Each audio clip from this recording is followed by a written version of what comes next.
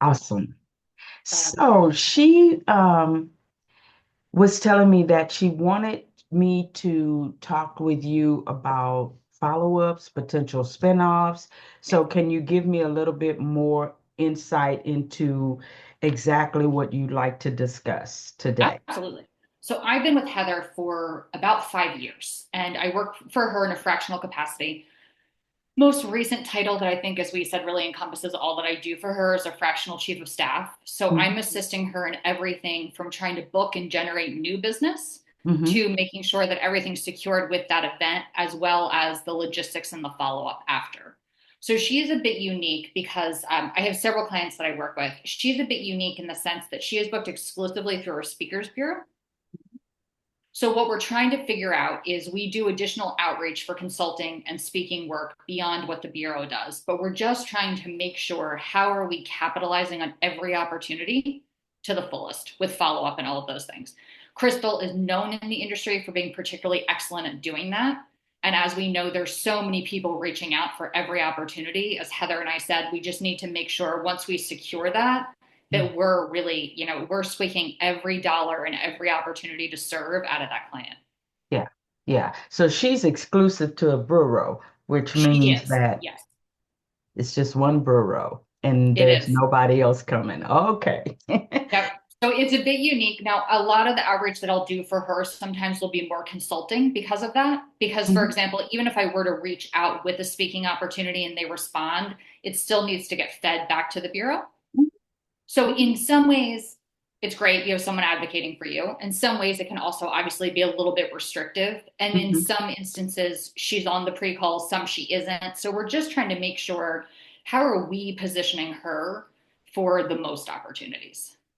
Okay. And so when you say she's not on the pre-call, what do you mean by she's not on the pre-call? Sometimes someone for the Bureau is actually essentially booking or speaking on her behalf for the opportunity. Hmm. So And then sometimes she only comes in when it's time for content. exactly. Now, Okay. there are And some that's fine. instances that she prefers, as all of my clients say, that I'm sure Crystal will feel the same thing, is if they're on the call, that can definitely be an edge in some instances. So, and sometimes she is, but we just realized that I think there's an opportunity for a lot more systems in place to kind of wow the client from the start of the process, as Hmm. well as systems that we can put in place that we use for everyone when it comes to that follow up, aftercare, those aspects of things. Okay. So I'll tell you how we work, Okay. right?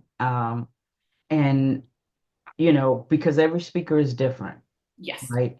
So Crystal is not, wow, Crystal is amazing. Crystal is not interested in being part of a pre-call, right? Okay.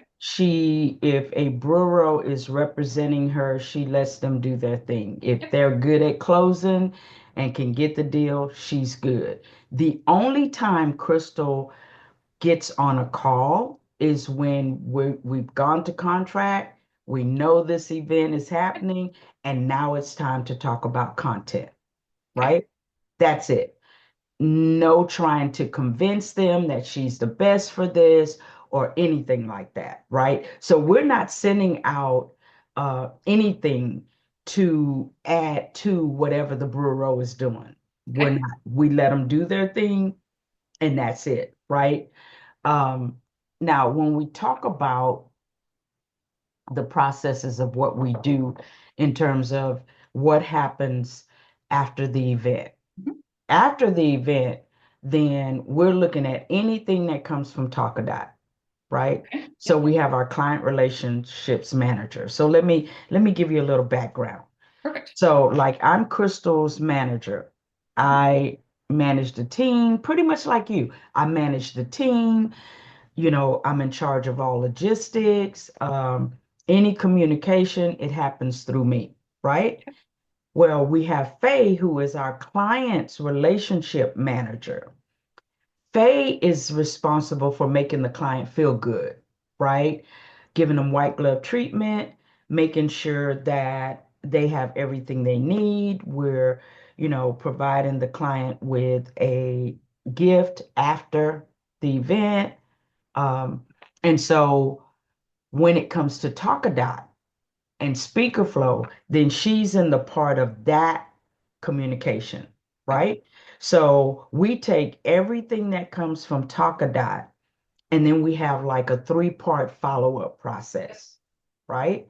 Based on whether it's cold, warm, hot, or referral, right?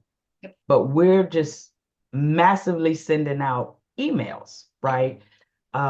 Because people want to know more about her, things like that. So sometimes we'll have people say, we're ready to book her. Okay.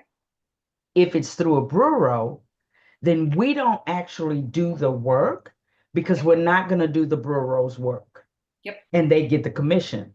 And then Crystal's having to pay us Yep. double, right? That doesn't make sense. So pretty much if a bureau says, if a attendee comes back and says, hey, we saw Crystal speak at ABC company, we want her to speak at our event, then what we do is say, oh, great. We have a conversation, let them know, thank you for reaching back, following up with us. I'm going to put you in touch with our partner, ABC Bureau. We CC the bureau and let them take it from there. It is their responsibility to close it. And then they come back to us if there's a contract and we start off again. That is how we do the spin-offs in terms of recognizing the bureau for giving us the event anyway. Gotcha. So for example, we did an event where we got maybe 8 spin-offs from one event, Nice. but it was a bureau event. We gave it to them, they closed them all, Nice. right? So it really cuts out the back and forth of several people talking and several people trying to get different questions answered, things like that. Yeah. That's just how we do that, Mhm. right? At that now, when someone is reaching back out and they're saying, no, we just really liked, her presentation. We don't really have anything right now, but we may have something in 6 months, a year. We ask for permission to follow up, Okay. right? We set that notification to happen in SpeakerFlow to notify Faye it's time to follow up, right? Yep. Um, if there are people who say, no, we just don't have anything, we don't bother them ever Yep. again, right? So I think our process is pretty much, it's kind of like a free way of not pressuring the team or anybody to chase after anything, Yeah. right? And so that's pretty much how that follow-up happens. Okay. If a direct event is coming after Crystal, they're pretty much coming through to her through the website, Yep. right? All direct events happen that way. I would say 95% of the direct events come through the website. Another percentage may be referrals from a friend, speaker, whatever, right? Or they will reach out to me directly, right? But again, that's a very low percentage, Yes. right? What we're doing with them is pretty much the same thing. If they're responding after the event through Talkadot, then we're going back to them, right? And we're, hey, you want Crystal to speak, blah, blah, blah, blah. And we do all of the contracting, Okay. right? So it's pretty much how our systems align with that. We're not like all over the place. And Yep. you being fractional the way that I know it's not all over the place, right? Right. There's a strategy in the Yes. way And that for we us, do for things. example, if it's a workshop, it doesn't go to the bureau. So if it's a Mhm. workshop or something like that, even though obviously there's a direct speaking aspect of that, we handle that exclusively. So then, exactly as you just said, we're doing the contracting, all of those things. It's Mhm. just if it's exclusively a keynote, that it would get kicked back to the bureau if the bureau didn't generate it to start with, if that makes So sense. even if you get a spinoff and it's a workshop, it doesn't go back to the bureau? It usually does if it's a bureau booked event, but I will say a good bit of our website inquiries when you're talking about the inbound can often Mhm. be for workshop type opportunities. Or Okay. as you said, referrals or, Heather meets someone, of those instances. Okay. Okay. It's usually pretty cut and dry. There's some gray, situations that pop up every once in a while, but similar to as you said, we try to really keep it as clean as possible Mm-hmm. because Mm-hmm. they have their whole system, and their whole team that has ways that they work things. Yeah. Yeah. I think being so I'm trying to think about all of this. I think being how long has she been exclusive to a bureau? 3 years? I think she's Hmm. coming up on 3 years. Yeah. And her percentage of the work that they're doing, what is she getting? Like if you What say are the, if you had to say, well, 60% of her business is bureau, 40% is 20% is workshops that we're doing, 20% is direct, right? I would say it's probably more like a 75 to 80% bureau. Okay. Okay. Well, that's good. If she's getting um a lot of feedback from the bureau, then that's great. So here's what my experience has been. This doesn't mean that it's across the board. I Of don't course. know every speaker. What I've noticed in the past couple of years is that corporations are leaning more towards bureau to vet speakers. They don't Yeah. want to have to do the research. They don't, none of that. And so now you're seeing more speakers doing a higher percentage of business through bureaus than they are direct. It's not Yep. because direct doesn't work. It's because corporations are tending to go more through bureaus, Yep. right? I agree with you. The exclusivity, um, I'll be very transparent because I know Heather's going to see this. I'll be very transparent. Exclusivity cuts you off from a lot of other business that you potentially could get because most bureaus do not want to split commissions with another bureau. So they're not going to even reach out to the bureau that you're exclusive to. Some of them do, some of them don't, because we have to look at bureaus in a way that they're kind of like speakers. They have a set number of goals, events that they want to achieve. And so that's their sales process, right? Yes. And so that's why they're not, I don't think it's a bad thing. It's just business. They're not going to work with other bureaus to split commissions, right? Uh, and so that's why I was saying that, like,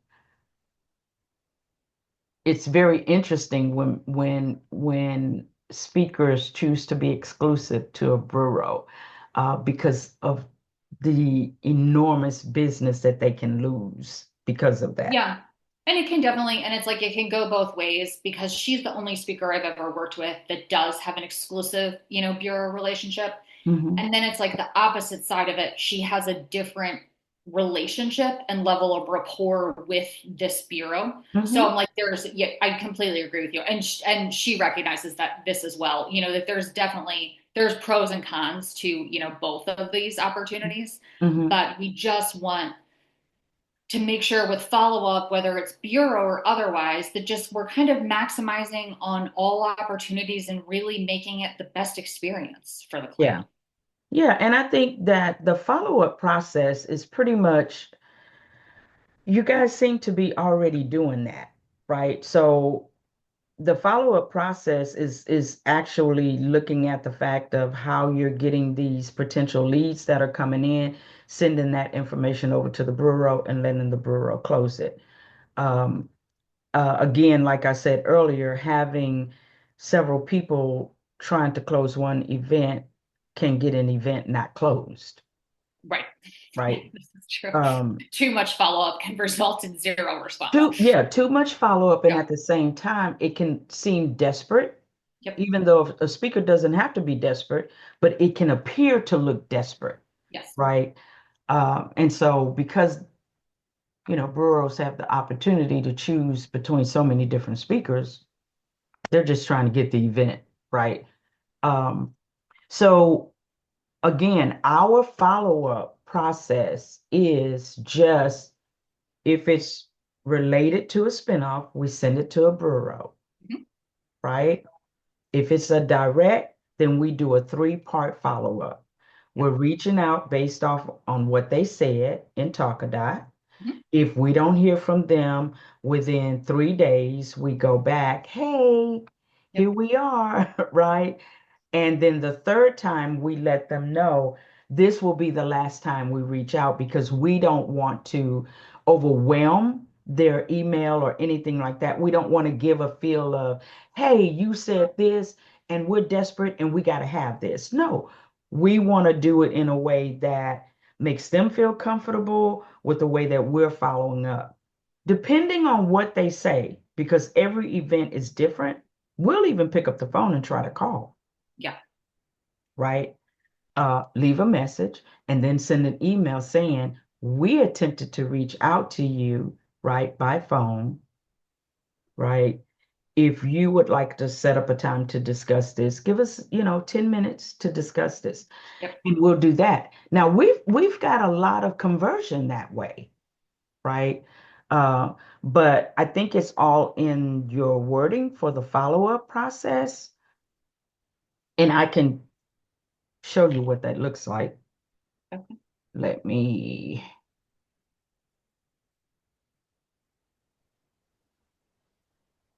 open this up. So give me a second.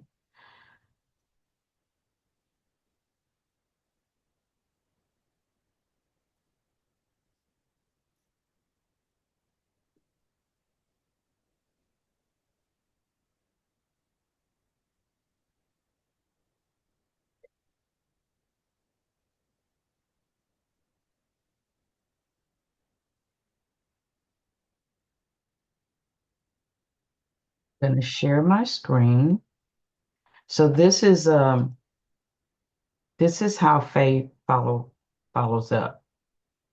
So right here, this is her initial email, Okay. right? First, thank you for taking the time to fill out our short survey. In the survey, you mentioned that you book meetings and that Crystal may be a good fit, right? Are you able to provide details about the upcoming event? We'd love to learn more about your event and place a courtesy hold on Crystal's calendar, right? It's very simple, right? Yeah, I And like the line about the is similar version I've used, but I like the line about placing a courtesy hold on the calendar. That's good. yeah, because, for us, because Crystal is booked a lot, for Yeah, us, it allows us to place a hold and not have 3, 4 events you're holding on one day, right? exactly. And I feel So, like sometimes when you say the courtesy hold, that may have someone respond and say, you know what, we are interested, but we haven't determined the date. Or, you know what I mean? Sometimes just asking for that specific gets them to feel more inclined to respond with more information. right, right. Okay. And so he wasn't responding. And so this is how she followed up yesterday. I want to ensure you received this message below and that the email gremlins did not eat it with a little smiley. Thank you for your time. So it's very gentle, right? Mhm. What that made him do is respond here. I have checked and we've already booked our speaker. Thanks for following up, Perfect. right? Then Faye comes back and she says, Happy Friday, Richard. Thank you for trying. We're done at Yep. that point. We're done.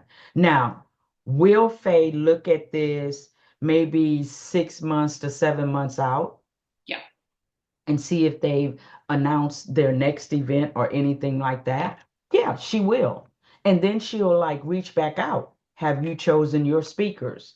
Right? What's the Yep. process? We don't inundate them with any materials. Like they don't want it anyway. So we're not sending the one sheet. We're not sending the speaker reel. We're not sending the talks. Nothing. Yep. we've had speakers where I've had speakers ask me, well, shouldn't I send this or shouldn't I send that? They're not going to look at it anyway because they're in the process of they've already chosen their speakers. They're not looking at you. Yeah. It's not a negative thing. They're just not looking at you. Now, when you follow up maybe 6, 7, 8 months later, and then they show some interest, then yeah, you want to make sure they see your talks, your speaker reel, things like that, and even schedule a 10-minute coffee chat, Yep. right? Have we had things like that happen and convert? Absolutely. Yep. So I believe it's the fortune is in the follow-up, Always. Yep. right? And so it's how you're following up and getting a response, right? So in her email, at subject line, she'll change it and say last attempt. So then that makes a person look, because I'll even look at an email like that, and last attempt for what? And they open it, and that's why he responded, Yep. right? And so that is pretty much our response for everything we do. Everything we do. I believe, and I have shared this with speakers, that Talk a Dot has the potential to bring business that you never anticipated that you could have. But it's all going to depend on the follow-up process, Right. how you're, utilizing it and how and I feel like I'm already talking to just like a pro at this, because I know you understand what systems look like in terms of tracking your leads and what the next steps are with that.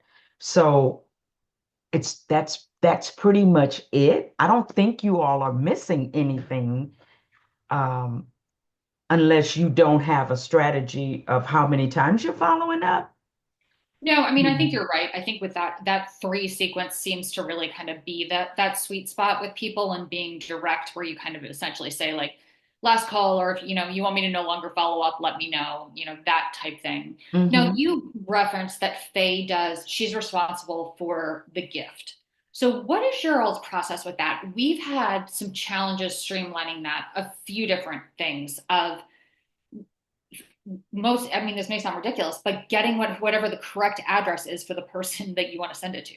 With people working remotely and things like that, that it's, that is the biggest hurdle that we've kind of come up across, as silly as it sounds, because it's just pure logistics. But I was wondering, what system do you guys use that seems to work best for that? Okay, so that's why I smiled when you said that because it was our learning curve with that, right?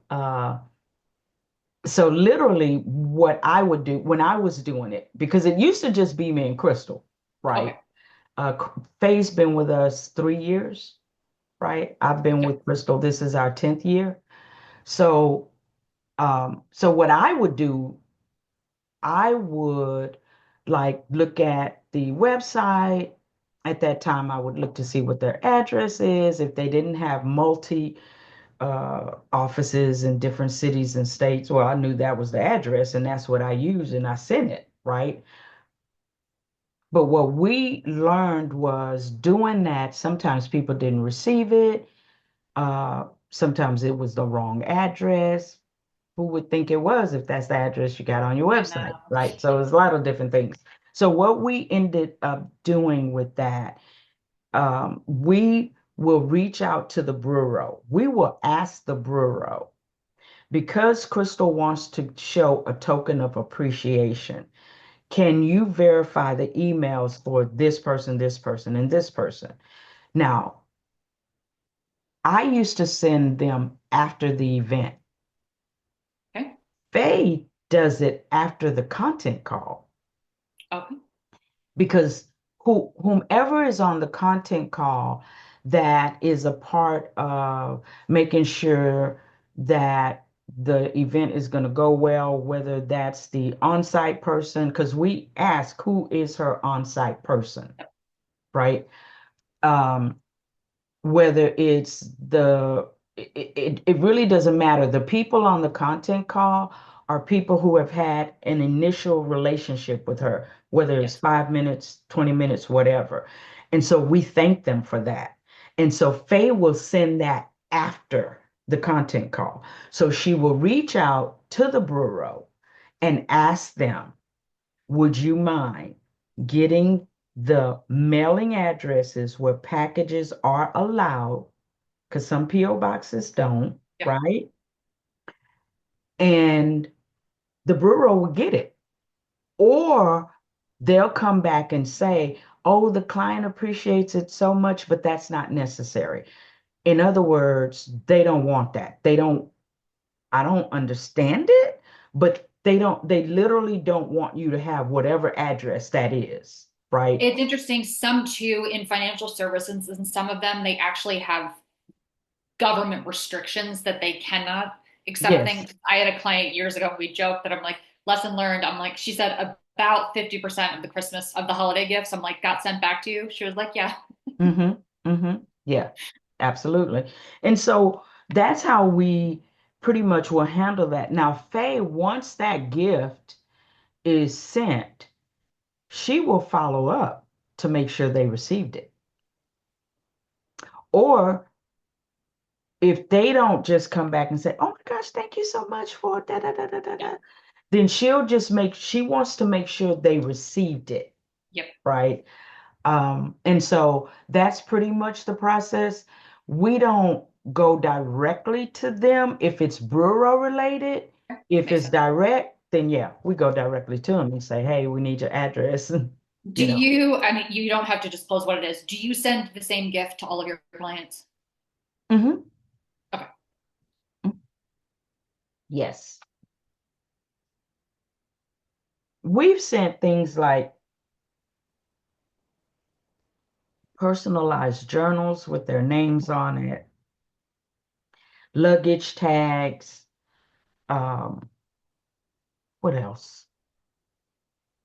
The luggage tags and the journals are pretty much a big hit, right? Oh yeah, and that's something that someone holds on to. So then they remember, where it Yeah. came from.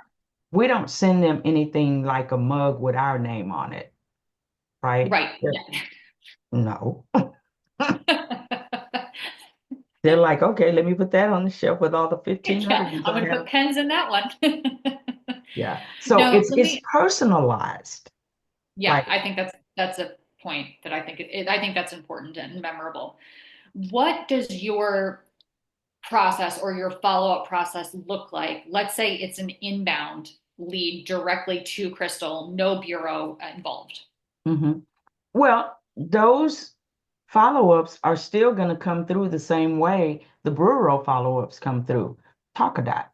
So you're just going to do talk it out, and I assume she does like a recap call or something of that nature after the event, or I shouldn't. I'm not going to assume We anything. don't Okay. anymore. Because her schedule is the way that it is, we don't Yeah, anymore. It's quite difficult to be able to do that anymore. We I hear used you. to do that in the past. Like I would schedule a follow-up call before the event even happened. I would Yes, let the client know, hey, Crystal would like to follow up with you for 10 minutes, after the event, right? And they would always say, yeah, and it would be scheduled, right? But we can't do it now because of I hear you. the way that it's, done that way. But I think that it's good to do it. I do really think that it's good because that's the part of aftercare that can add on to workshops, coaching, Yes, consulting, or whatever else, right? So I think it's necessary. I believe it is very necessary.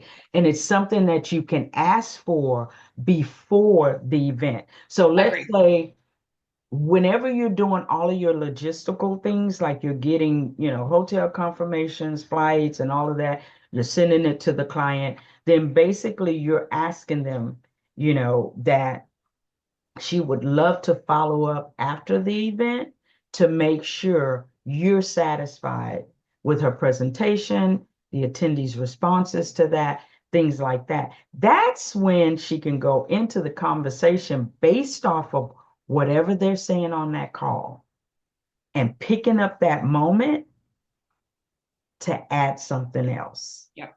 Now, I have a client that does that, Anton Gunn. Hmm. Anton Gunn does more retreats, um, consulting, Okay. coaching, that it's very necessary to do that for Yes. him. It's very necessary because, uh, to me, keynotes are temporary emotions. They don't know what to do next. So he's really good at the conversion process as to what do you think they need going forward? Right. Yeah. Would The it the be, now what aspect of, yeah. yeah, yeah. Would it be a 4-hour workshop? Would it be, where you need me to get on Zoom and answer questions and things like that? And then we pretty much can create a contract based off of that, send it, close Yep. it, that's it, right? Um, but yeah, if you all, I think initiating that, starting that as a part of the systems, that you're asking that before the event even happens, then Yes. you can have her calendar booked, Yep. right? Now, I will tell you what I did during that time. I would book it if I could 4 to 5 days after the event, Okay. depending on the event. Sometimes events last 2 to 3 days, so she could be Right. on the Exactly. first The day. last day of the event. Yep. So I look at the that last day and go, when do I think they're gonna just really just exhale? Let me give them 3 days. And then I give them dates. Yeah. I give them up to 3 dates to choose, right? And times. Yeah. That makes sense. And I completely agree with you. If you do it, you have the highest likelihood of getting it booked if you do it pre-event. Mm-hmm. Mm-hmm. Yes. And I want to see if I still have some of those old emails when I was doing it.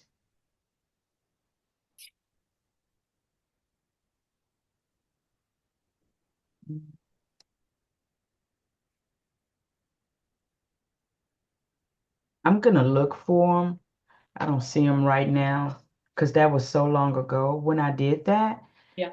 And then I'll send you what my script looks like. That would be great. Right. Yeah, I would appreciate it. Yeah, Right. anything that you come across that you think would be helpful, I would appreciate it. So do you all send out an audio visual event questionnaire? Yes. So she does have something that connects with the AV aspect of things. But do you all do, or is she busy enough? Do you all do any outbound campaigns? Yes and no.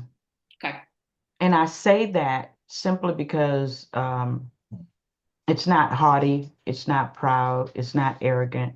For Crystal Washington, we don't have to. Gotcha. We will just for the sake of doing it, right? Um, Other speakers I've worked with, absolutely. Yes. And so um, I love that aspect of it. I love closing. That's like my lane. I love that. And so I will look for events. Um, I use Sam Richter's Yep. Intel Engine, Yep. uh, but I found out the other day, just the other day, of how to use it with ChatGPT. And so I haven't started doing it, but I'm gonna try that way that somebody's telling me that can work, and I'll be more than happy to share it with Yeah, you. that would be great if you find that. Yeah. Yeah, and I think all of us who are servant speakers need to know it. We need to know that, right? So it shouldn't be a secret. Um, No, agreed. yeah, and so but I like looking for events. And then just reaching out. I will just reach out. Hey, are you hiring speakers for this event? Yep. Right? I want to know that from the very beginning. So I'm not sending one sheet speaker reel, I'm not sending that, right? Yes. And then having a follow-up process with that 3 times, Yep. right? Um, Now I'll tell you what has worked for me with that have been phone calls are better with Okay. that outreach, right? Excuse me. Do you So, Oh, sorry. Yeah. No, go ahead. Do you guys do any outreach on LinkedIn? No, Anton has. And the process is tedious because, in my opinion, and it may work for, again, I love to give disclaimers because I'm not the only one doing this. You're not the only one doing. Exactly. And so I'm not saying that it may not work for other people. Um, it, I didn't see good results from that simply because what I felt was that CEOs, COOs, CFOs were not interested in reading anything I sent to them in inbox, right? Yeah. They could care less who you are. Like to them, it can literally feel spammy, right? Yes. Again, that desperation look. I think the best process that I've seen little traction is when you're building a relationship with a person. What does that mean?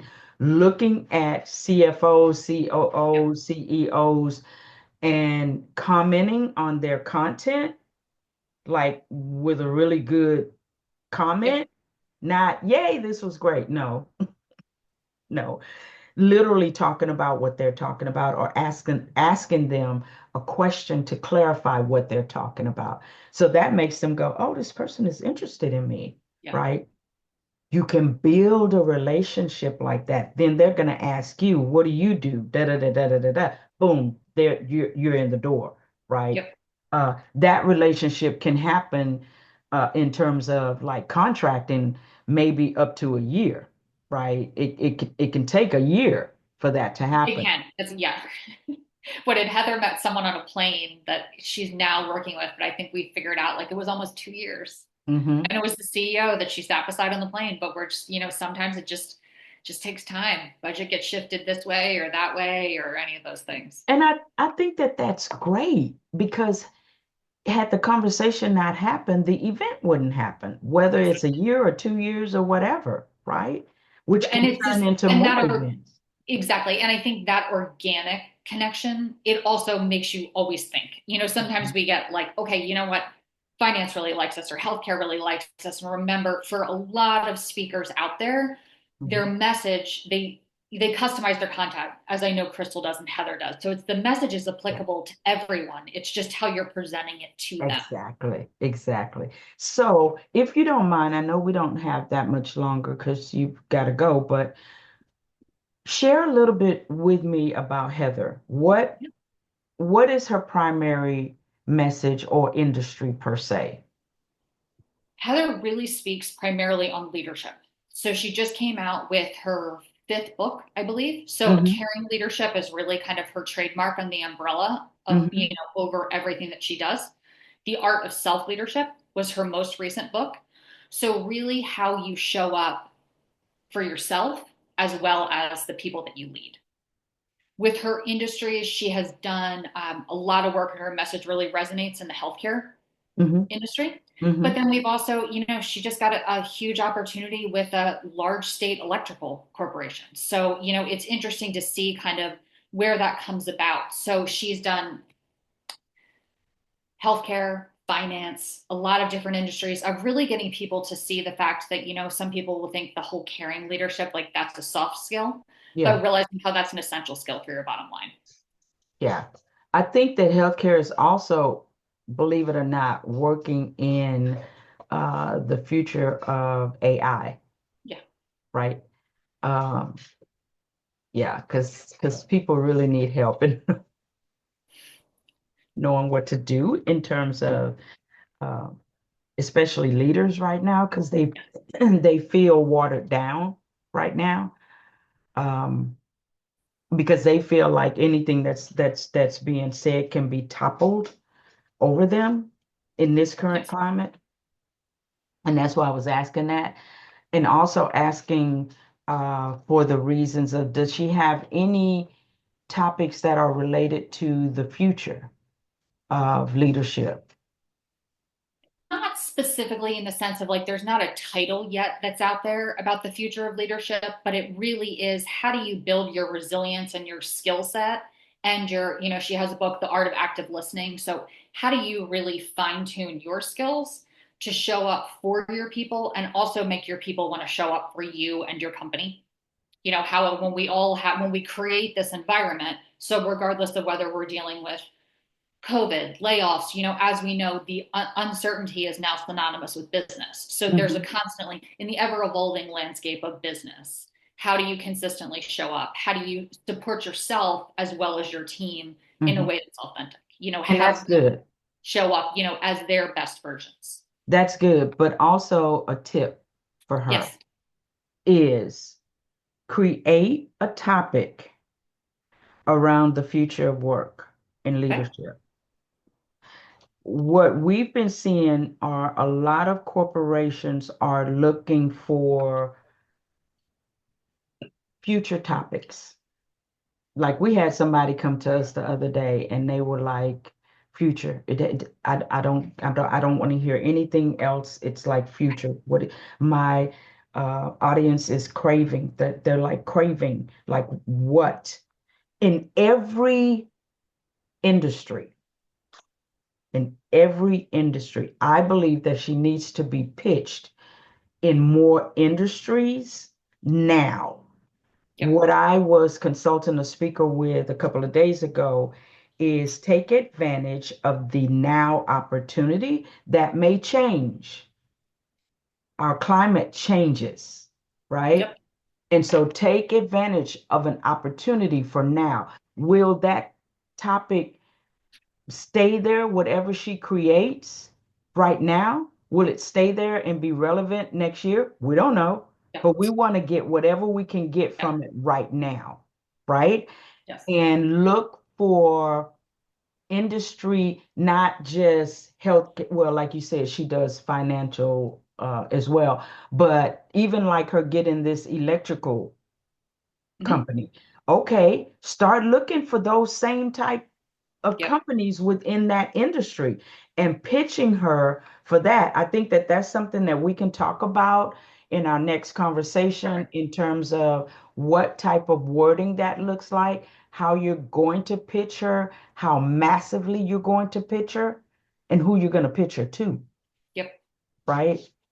Um, I think speakers are going to see, even though we're in the second quarter, I think that speakers are going to see more people coming to them now Okay. for events as opposed to what it's been in the past because of the urgency of what's happening in the climate. That is my message to every speaker and everybody that works for speakers is to pay attention to the climate. You got to get out of what has been normal and get Yes. very creative on the Yes. outside of that.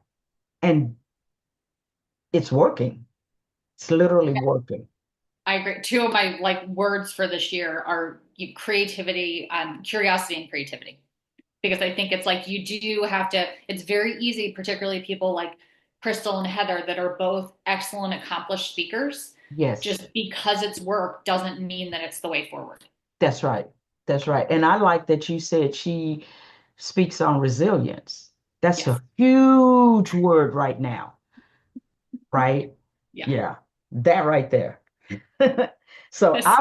I would love to see her create a talk around the future of Yeah. That's a great thought. and including those power words that has got her booked in the past because all they're doing is taking something and really speaking the same thing but it looks different on a piece of We were paper. just discussing that the other day that I said it's not recreating the wheel. It's just tweaking how feels relevant to them. Exactly, exactly. And that's what they want to see. They want to feel like this is ours all by itself, right? Yeah. But you just really moving stuff around to make them feel that way. Yeah, and I think it's also gives a fresh opportunity for past clients, Mm-hmm, because mm-hmm. they see it out there, on social and LinkedIn and other things. So I think that's a great way to think about it. And I do like the thought of including future because you are right. That's That's a relevant buzzword right now. hmm hmm Even for you, when you have 10, 15 minutes, do research on how many talks are leaning towards the word future, future proof, right? Yep. The future of leadership, the future of healthcare, the future of resilience, stability, emotional intelligence, things like that, because leaders speak on emotional intelligence. I mean, Yep.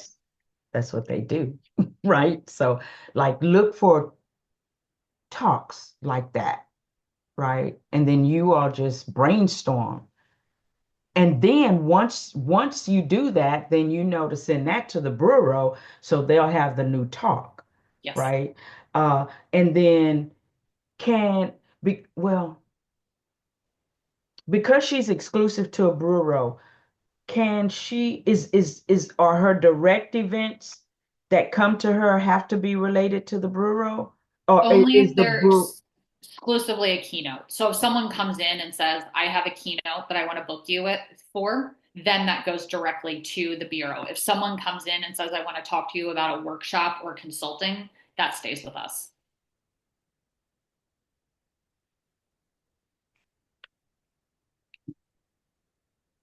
wow. Because I was gonna say, I just don't like that. Yeah. If you're doing the work,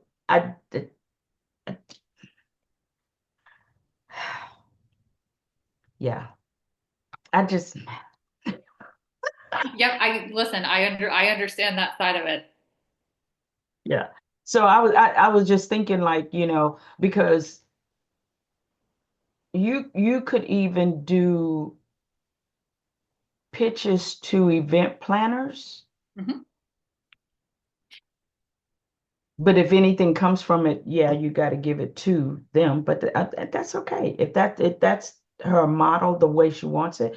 But you can even do like a mass blast to event planners with a new topic, Yes. right?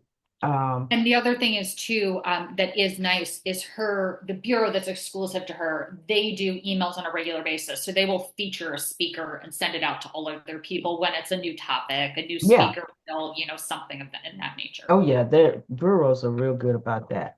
Yeah, they have quotas just like speakers Right. do. All right. Do you have any other questions for I today? don't think today. And then do you want me to use your scheduling link to schedule our next time? Should we do it now? What's the easiest way that works for you? So you can actually, let me see. Technology has not been our friend today. Yeah, that happens. So let me see if it's on here because it's supposed to give you the opportunity to rebook, but let's just do it right now. Okay. So,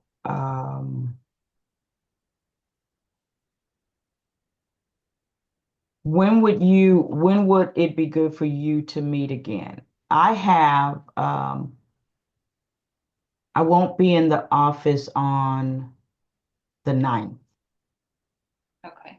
Let's do this. Do you have time the week of the 14th? The only reason I think skip a week is Heather is it's going to be hard for us to connect next week with our events. So I'd love to connect after this session Mhm. before we have it again. Yeah, So I we're do have time that week.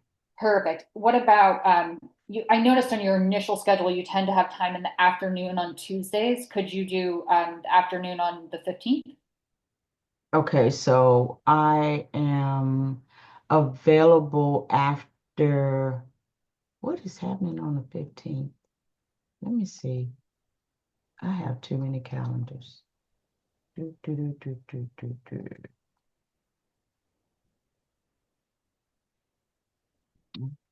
Let's see. And then making sure I don't have anything on Crystal's calendar. Okay, yeah, the 15th is going to be good. Okay. So I will be available after 12:30 your time. Okay, so 12:30. So can we do 1 o'clock my time? Okay, let me put that on here now.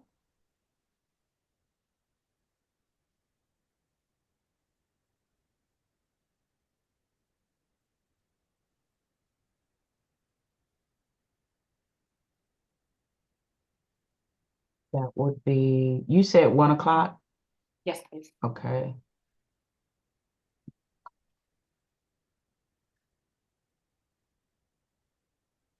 Okay, I just sent it to you. Perfect. And if you don't mind sending me that recording whenever it's ready, that would be Okay, great. Thank you absolutely. so much, Regina, for your time. Have a wonderful weekend, and I will talk to you in a couple weeks. You're welcome, and it was a pleasure meeting you. Have a You as great well. weekend. Bye-bye. Bye.